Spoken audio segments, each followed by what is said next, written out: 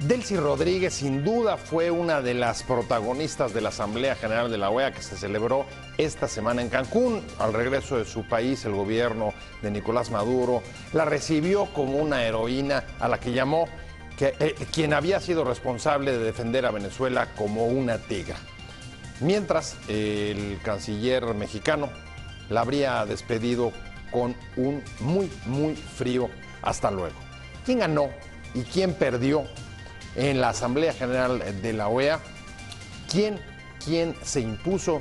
¿Quién logró impulsar sus objetivos? ¿Quién se quedó atrás cuando, como usted sabe, Venezuela fue uno de los países, de los temas que planearon a lo largo de todo este encuentro? Soy José Buendía, muchas gracias por estar con nosotros en este programa en el que todas las ideas se pueden cuestionar siempre que se debatan. Gracias por acompañarnos en Opiniones Encontradas. Llegamos ya al viernes, cerca ya el fin de semana, y hoy vamos a entrarle a un tema que dominó las páginas de los medios a lo largo de ella, y fue la Asamblea General de la OEA. Ahí, sin duda, una de las protagonistas fue Delcy Rodríguez, la canciller venezolana, y, por supuesto, también el canciller mexicano, presidente de la reunión, que la despidió con un seco, muy seco, que le vaya bien después de que ella y ambos se enzarzaron, sobre todo del lado de ella, en acusaciones y críticas bastante fuertes, en el marco de un acuerdo que se pretendía sacar sobre la situación venezolana. Me da mucho gusto que esté con nosotros Fausto. Hola, Pepe, buenas porque tardes. Además, Fausto, como sabes, Pepe estuvo cubriendo ahí en la OEA, se pasó unos días chévere. Y además creo que pudo hablar con Delcy Rodríguez. Mucha lluvia, gente mucha lluvia cercana, en una ciudad como Cancún, pues bueno, no combina. Está muy nublado, ¿no?, el panorama. Muy nublado, tanto política como climatológicamente. Sin duda. Pues si quieres, arranquemos contigo, y quizá la primera pregunta para ir directo es: ¿quién gana y quién pierde, digamos, en el enfrentamiento que se dio? Como si fuera un partido de fútbol. Que se dieron entre Venezuela y México. A ver, yo creo que llegó Venezuela derrotada por 4 situaciones importantes, ¿no? Y son situaciones que no es un juicio objetivo, subjetivo, no es una visión, ¿no?, propia, personal, ¿no?, que pueda estar sesgada. La realidad nos dice que hubo una fractura constitucional cuando el presidente Nicolás Maduro no organizó todas las elecciones para gobernador, que tenía como fecha límite el 31 de diciembre. Segundo, no permitió que la oposición organizara el referéndum revocatorio, que tenía como fecha límite la segunda semana de enero. Tercer elemento antidemocrático, el cierre de la Asamblea Nacional, que era, pues, o es el único espacio dominado por la oposición. Lo cerró a finales de marzo. Después se reviró y lo abrió 3 o 4 días después, pero en realidad está parada. Es el tercer elemento. El cuarto elemento, pues bueno, son más de 75 muertos.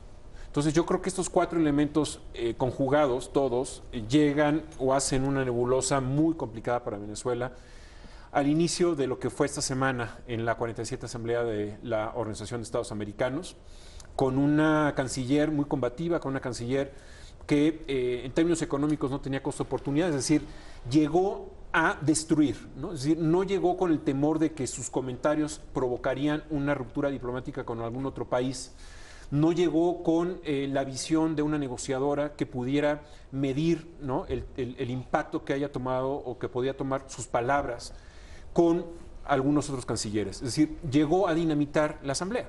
Con ese carácter, pues era muy difícil llegar a un acuerdo, ¿no? Pareció haber llegado, creo que es de Tirso de Molina, pero diciendo: los muertos que vos matás gozan de cabal salud, porque su actitud más bien fue echada para adelante y finalmente logró impedir la votación mayoritaria para que pudiera salir el acuerdo que se cocinaba sobre Venezuela. Se presentó Delcy Rodríguez en la Asamblea,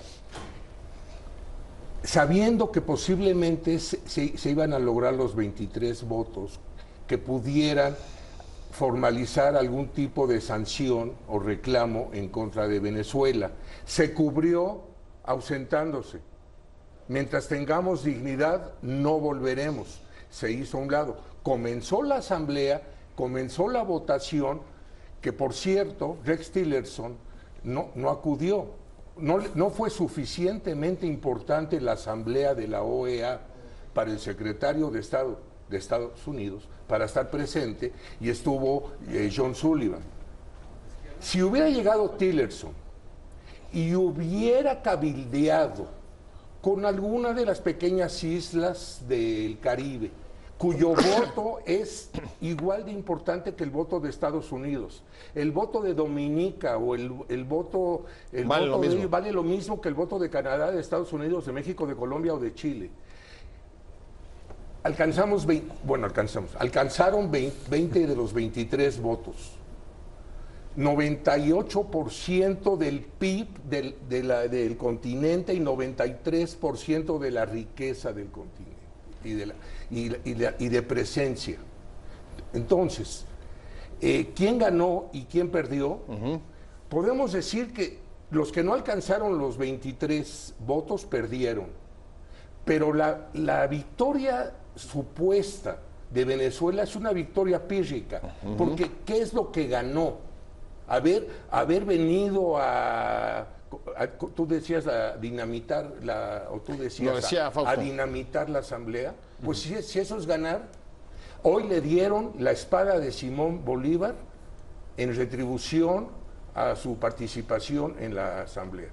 Sí. A ver, es cierto, hay muchas claves para leer lo que pasó esta semana. Está por un lado el papel de Estados Unidos, la inexplicable, o no sé si tú tengas alguna interpretación sobre por qué Tillerson no acude a Cancún cuando parece que había sido pactado o acordado días antes, o en la última reunión que tiene en Miami con funcionarios mexicanos, entre ellos Videgaray. Está también incluso hasta la clave interna, la importancia que tenía para México ir y señalar la crisis política venezolana en clave interna. Y está esta pregunta que hace Pepe sobre, a ver, ¿y qué gana dinamitando el régimen de Maduro cuando ni siquiera está ya en la OEA porque renunció y se fue, cuando fue en abril pasado, ¿no?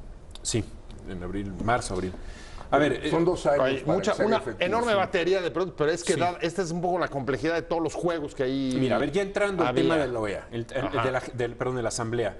En el tema de la Asamblea sí hay, de alguna manera, cierta frustración por el canciller Luis Videgaray de México, porque de alguna forma él, desde el 31 de mayo pasado hasta el domingo pasado, entró en una negociación importante junto con Luis Almagro y otros países para hacer una tercera resolución, una tercera vía, que diera cauce a lo que no se logró en Washington precisamente en mayo pasado. Es decir, en mayo pasado se presentaron en una sesión de consultas entre los cancilleres de todos los países 2 propuestas, una encomendada por México, donde estaba Perú, Argentina, Brasil, Colombia, Estados Unidos, y que básicamente lo que decía era: no se puede celebrar la asamblea constituyente que quiera hacer Nicolás Maduro. Tiene que excarcelar a los presos políticos, tiene que haber prácticamente una entrada a un corredor humanitario, una ayuda humanitaria, porque la situación es muy compleja. Y el énfasis en esa resolución era lo de la Asamblea Constituyente, ¿no? El CARICOM, de alguna forma, los países del Caribe entraron con otro paquete que también tenía elementos similares, aunque no al 100%, y se tuvo que cancelar esa sesión. Se pasa a lo que fue la asamblea a Cancún, ocurre el lunes, y el lunes mismo sorprende a los medios de comunicación la propuesta de Videgaray y de todo el grupo compacto con una tercera resolución para ser votada y que pudiera ya de alguna manera pues darle cauce a esta crisis. ¿Cuál era la diferencia entre la tercera y la primera, o la que propone Videgaray en Washington? Lo que se comentaba era, porque nadie la vio, ¿no?, es que había más intención de dialogar, había más cancha de diálogo para negociar y dialogar con Nicolás Maduro. Para gente de Human Rights Watch, por ejemplo, en particular Vivanco, su director, con el que platiqué, él decía, bueno, si se aprobara esta resolución, y me lo dijo antes de la votación, sería una victoria para Nicolás Maduro, porque vería a una OEA debilitada. Él de alguna forma tiene una propuesta muy clara. Él sí no se truena los dedos. Él dice, esto es una dictadura, esto tiene que parar. Vivanco. ¿no? Y él lo que decía, bueno, si se llegara a aprobar, va a mostrar debilidad. No se llegó a aprobar, ¿no? Es decir, precisamente por lo que tú decías, Pepe, de que se necesitaban 2/3 partes, ¿no? Eran 23 votos. Ya se había negociado con Dominica, ya se había negociado con países del Caribe, pero a la mera hora hubo un cambio, ¿no? ¿Qué sucedió entre esos países caribeños con Nicolás Maduro? ¿Qué les ofreció Nicolás Maduro? ¿De dónde les apretó la mano? Porque de alguna forma, bajo esta estrategia cubana, ¿no? De apoyar con petróleo, de apoyar con alimentos, hay un cierto cinturón de seguridad que dejó inclusive Hugo Chávez. Es que el fútbol, ¿no? Es una partida. Sí. ¿No? Hugo Chávez dejó preparado este cinturón de seguridad en el Caribe, ¿no? Son países muy pequeños, islas muy pobres, que, como bien dices, tienen el mismo voto que Estados Unidos, pesan lo mismo. Dominica, la Guyana, sí. Entonces, ahí se fracturó, ¿no? Se fracturó esa mayoría. Pero bueno, contestando tu pregunta es, ¿por qué no vino Tillerson? El secretario de Estado de Estados Unidos prácticamente nunca asiste a las asambleas de la Organización de Estados Americanos. O sea que entonces fue un rumor, digamos, infundado, digamos la pretensión o las expectativas de que estuviera ahí, como quizás se corrieron antes. Sí, no había cierta solidez en esta promesa. Era especial esta ocasión. A ver, acaba de llegar Donald Trump, digamos que Rex Tillerson está perdido, ¿no? No aparece entre los medios, no le dan espacio, las decisiones las toma Kushner, o sea, en realidad no ha tenido cierto liderazgo Rex Tillerson, ¿no? Sí, pero tampoco hemos visto una condena demasiado fuerte, o ustedes corríjanme, de Estados Unidos respecto de la situación política de Venezuela. Sí la hubo, por supuesto que la hubo el martes o miércoles. Después. Nikki Haley, que es la embajadora de Estados Unidos. Estamos un poco frustrados de que ellos no hayan avanzado más. No, fue muy clara y dijo, mientras el pueblo venezolano se está muriendo de hambre, Nicolás Maduro pisotea a su país, ¿no? Eso lo dijo prácticamente textual, un poco lo que estoy diciendo. Ella sí ha sido un poco más combativa, ¿no? Que Rex Tillerson. Tillerson ha sido muy suave con el tema de Venezuela. ¿Será por sus relaciones con las petroleras? ¿O sus viejas relaciones con el petróleo? No, pues mira, habrá que ver qué pasa ahí, ¿no? Yo veo que la mayoría de los participantes pues guardan las formas y ante la sorpresa de un discurso combativo y que una canciller que viene a romper lanzas en contra de los demás, pero sobre todo de Videgaray, al que llama desvergonzado, y lo reta a un debate diciendo que cómo nos atrevemos nosotros a hablar de derechos humanos, el país más violento del mundo, en donde los periodistas corren el mayor riesgo del mundo. Digamos quién ganó y quién perdió en la OEA esta semana en la Asamblea General. Estamos hablando con Fausto Pretelín, analista internacional, usted lo conoce, ha estado con nosotros un montón de veces. Y Pepe Rubinstein, me quedé contigo, Pepe. Estoy pensando ahorita que te escucho, ¿quién perdió? Perdió la política. Perdió tanto uno como otro. Una señora que, aparte de que se paseó como quiso, le dieron todo el foro posible, habló cuando quiso, nadie la censuró y estuvo en contra, y cada vez que se iba, pues pensaban que se iba. El caso es que deja una recomendación de 10 puntos.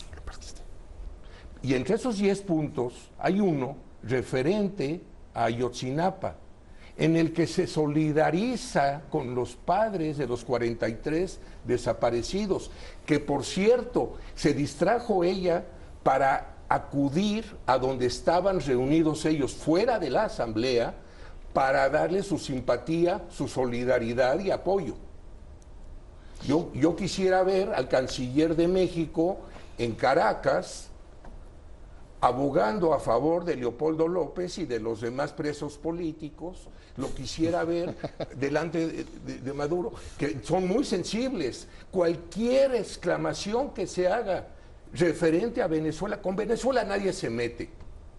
Y usted es un analfabeta político, y usted es un perrito gracioso, y los demás, como no queriendo perder la dignidad, pero pues hay que contestar. Ahora, es cierto, en el trasfondo de este mecanismo multilateral hay un conflicto bilateral que vienen protagonizando México y Venezuela ya desde hace rato. Sí.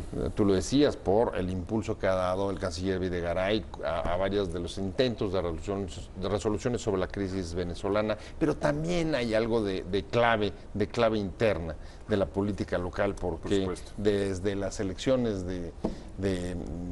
estatales que acabamos de vivir, 2017, vimos como uno de los temas reiterados era tratar de vincular, ¿no?, a Nicolás Maduro con López Obrador.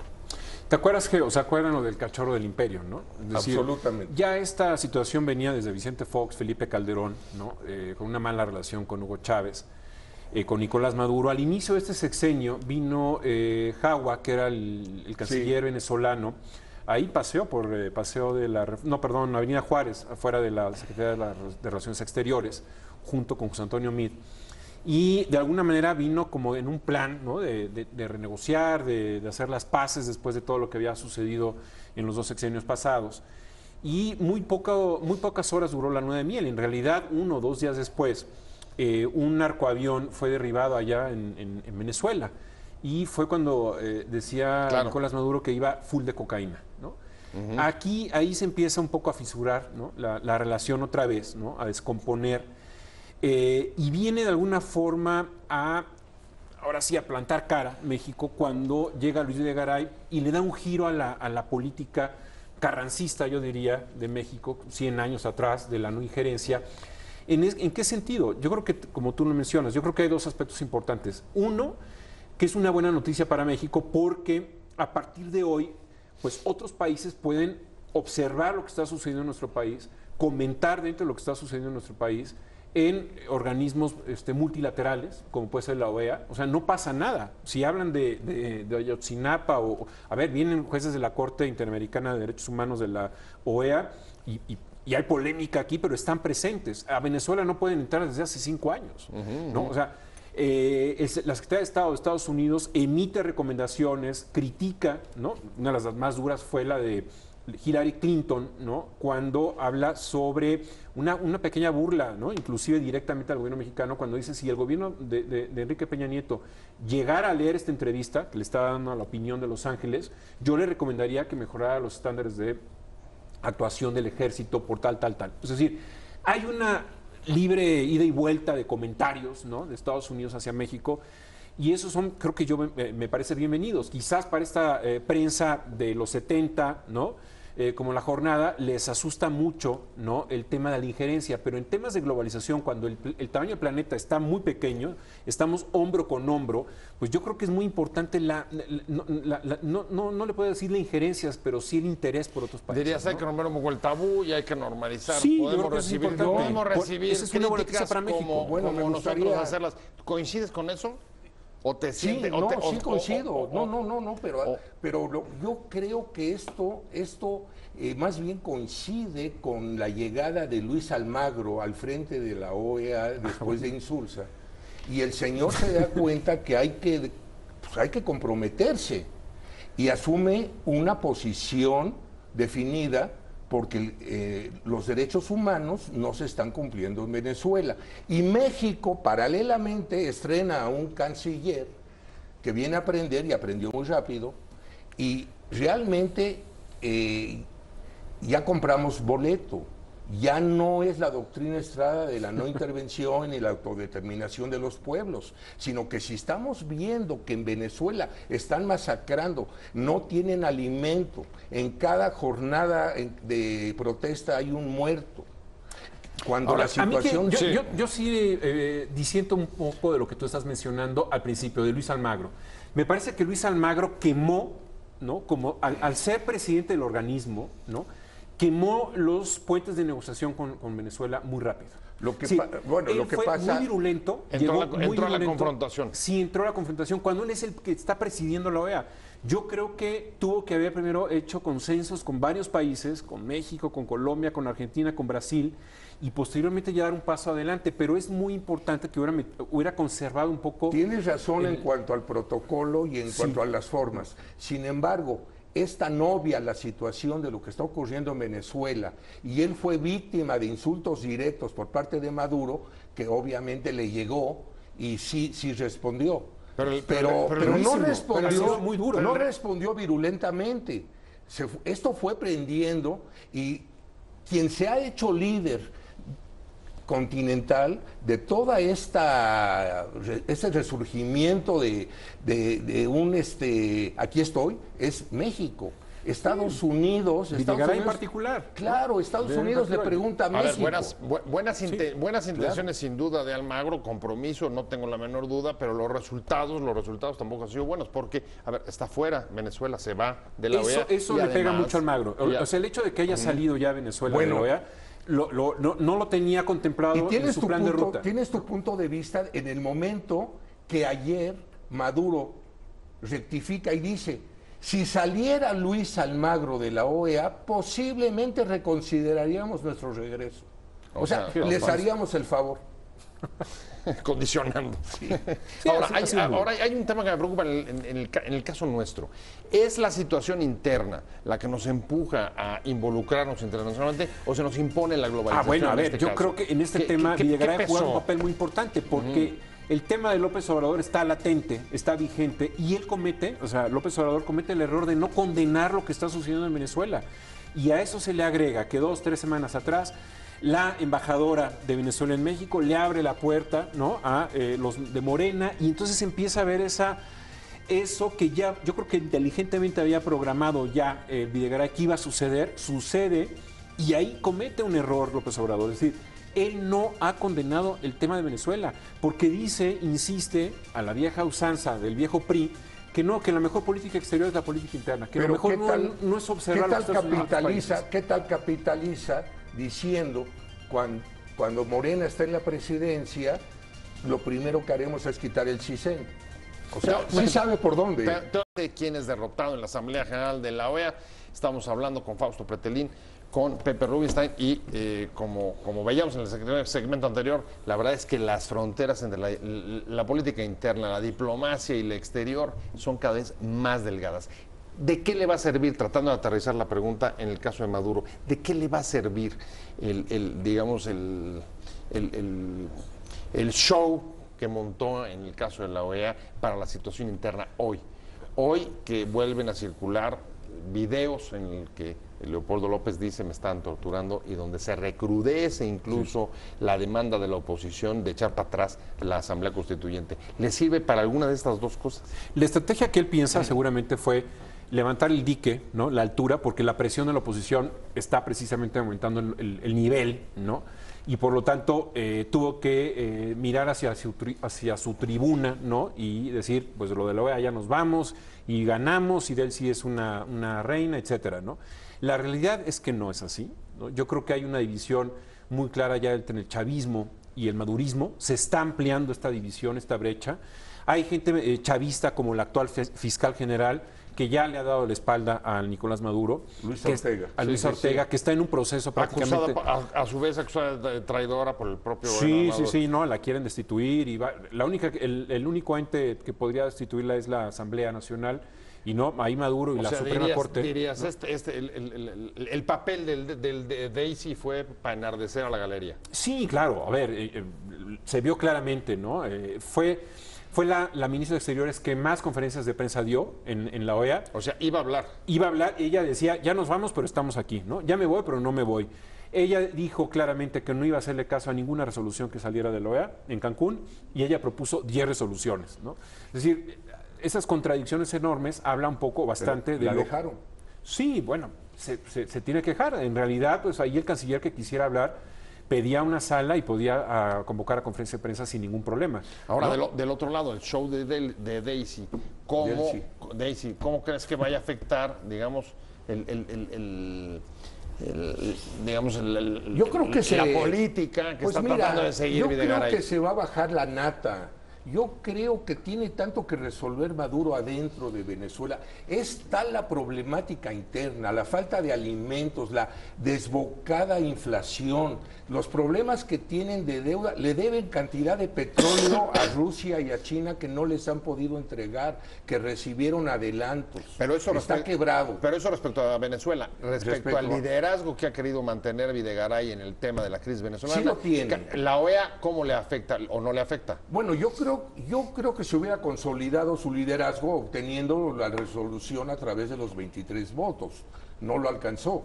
Ajá. Sin embargo, él sigue dentro de su misma política y no creo que le haya afectado en cuanto a que ya no se le vaya a escuchar o vaya a llegar otra persona queriendo sustituirlo. No, por ahí no lo veo. O sea, ¿fue un freno nada más o cómo lo calificarías? Sí, o sea, para freno, la OEA, pausa. sí. Hay varios organismos internacionales que seguirán corriendo en vías paralelas. La ONU es uno de ellos, ¿no? Es decir, tendrá que revisar qué está sucediendo en el país. La propia Unión Europea, o sea, hay varios elementos. La propia CELAC, ¿no? Que a pesar de que de alguna forma sigue ideologizada, pero en realidad, pues hay varios foros, ¿no? Que pueden ser de alguna manera, pues todavía elementos, herramientas que puedan darle ayuda al tema de Venezuela. Pero la realidad es que después de esto, Nicolás Maduro se atrinchera, ¿no? O sea, se está arrinconando en un laberinto muy complejo de salir. O sea, a ver, fue un enroque. Esto se metió en su laberinto. Sí, a ver, se metió en el laberinto porque videos como el que sacó ayer Capriles, en donde claramente se ve a una persona de las fuerzas oficiales disparándole a un joven y lo mata, ¿no? Con armas, y simultáneamente él está hablando con la prensa internacional y dice, no, nosotros no permitimos el uso de las armas, pues está cayendo en ridículo y está perdiendo fuerza. Se habla que solamente van a votar 2.5 millones de venezolanos en la asamblea constituyente que tiene programada para finales de mes. Entonces, o sea, ¿fue una huida hacia adelante? ¿La estrategia OEA fue una huida hacia adelante? Sí. ¿Coinciden o difieres, Pepe? Yo creo que primero a ver si el 30 de julio se puede llevar a cabo esta votación. La simpatía que hay hacia la fiscal general Luisa Ortega Díaz. Es increíble esta mujer porque sí merece, se está inmolando, sí merece un reconocimiento público. Ella lleva 10 años de ser la fiscal general y se da cuenta que la convocatoria a una nueva constitución a la medida de Maduro para que él pueda conseguir los propósitos aviesos en los que está involucrado, que no corresponden. Y ha sido la única que ha contravenido, se está jugando su chamba, ya le están decomisando sus bienes, están diciendo que la señora tiene trastornos mentales. Vamos, amenazas a su familia. Amenazas a su familia. Ella va para afuera. Sí. Bueno, pero la situación... ese es un foco importante. Lo de la Asamblea Constituyente es en este momento como una especie de ente supranacional que quiere consolidar Nicolás Maduro para que cuando se llegue el momento de la votación el 30 de julio aplaste a la actual Constitución pero que fue aprobada por Hugo Chávez. El Parlamento se va a jugar su resto en esto. O sea, no va a permitir que lo desaparezcan así como sacarse de un sombrero una resolución. No, la presión está en las calles y la presión internacional pero es cotidiana, Fausto. Es cotidiana. No es que convoco a una marcha para dentro de 8 días. No paran, es todos los días. Es todos los días y no los dejan llegar al centro, que es la zona más madurista. Diario ocurre que alguien mata. Sí, en promedio de uno por día. Es que no sé si coinciden, pero quizá más allá de quién ganó, quién perdió, lo que sí parece evidente, no hay ganadores, quizá tampoco hay perdedores, sino o todos perdieron, pero quien sí quizá es un buen saldo es que el silencio, y ahí retomo las palabras de Luis Almagro, es el único que no se impuso. Todo el mundo habló y además desató que muchos vayan a seguir hablando, como en el caso de la oposición venezolana, o incluso en el caso de incluso de la competencia política mexicana, que sigue siendo un tema estratégico para algunos partidos, como por ejemplo el PRI. A ver, ya cambió el rostro de América Latina, ¿eh? O sea, el eje chavista ya está totalmente desaparecido. Sí, Nicaragua, Bolivia, pero en realidad está totalmente ya dominado por... Ya ni Ecuador. Sí, Ecuador se abstiene, Ecuador ya se está de alguna forma distanciando un poco, ¿no? Le llevará ciertos meses o años, pero se va a distanciar. Y esto le da otro barniz al tema para Nicolás Maduro. Es una muy mala noticia para Nicolás Maduro. Uno se puede dar cuenta cuando en las redes sociales de Delcy Rodríguez mete mucho tema de Cristina Fernández, ¿no? Le hizo mucha promoción de que se está lanzando como senadora para las próximas elecciones. Es decir, anda desesperada precisamente porque ya no tiene elementos para recuperar que le ayuden, ¿no? los aliados externos. Sí, debemos de mencionar que definitivamente pierde el pueblo de Venezuela. La situación no mejora, no hay alimento, no hay seguridad, no hay una posibilidad de cambio inmediato. Lo que logren no va a ser por la buena. Maduro no va a rectificar. Eso lo vamos a ver justamente. Para mí se me terminó el tiempo. Muchas gracias, Pepe Rosenstein. Como todos los viernes, muchas gracias por haber estado. Fausto Pretelín, muchas gracias. Buenas tardes a los dos. Nos vemos el próximo lunes aquí a las 7, aquí desde Ciudad de Imagen. Que tengan un buen fin de semana, diviértase, pásenlo bien. Adiós.